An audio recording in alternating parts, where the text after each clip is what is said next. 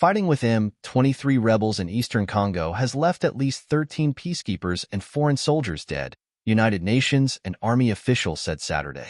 M23 has made significant territorial gains in recent weeks, encircling the eastern city of Goma, which has about 2 million people and is a regional hub for security and humanitarian efforts. The United Nations Security Council moved up an emergency meeting on the escalating violence to Sunday morning. Congo requested the meeting, which had originally been scheduled for Monday.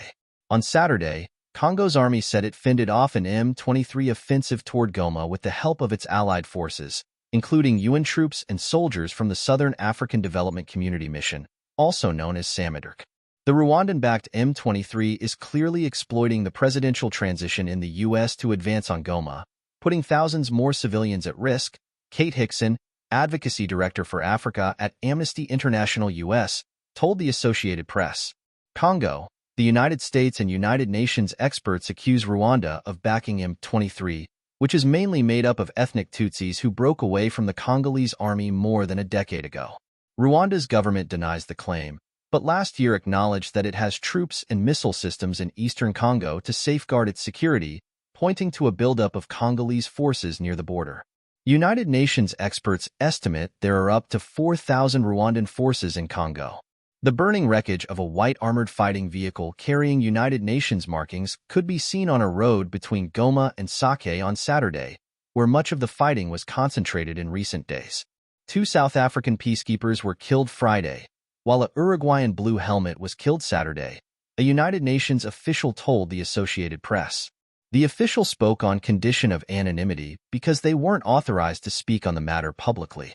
Additionally, 3 Malawian peacekeepers were killed in eastern Congo, the United Nations and Malawi said Saturday.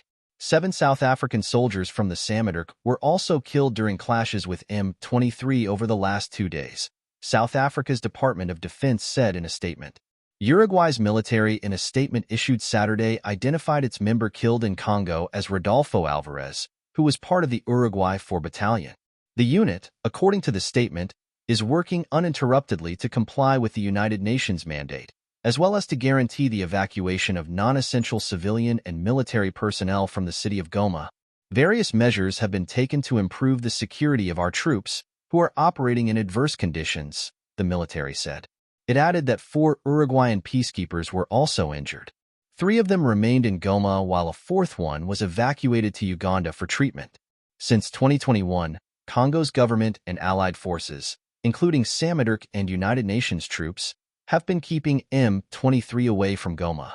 The United Nations Peacekeeping Force, also known as MONUSCO, entered Congo more than 2 decades ago and has around 14,000 peacekeepers on the ground.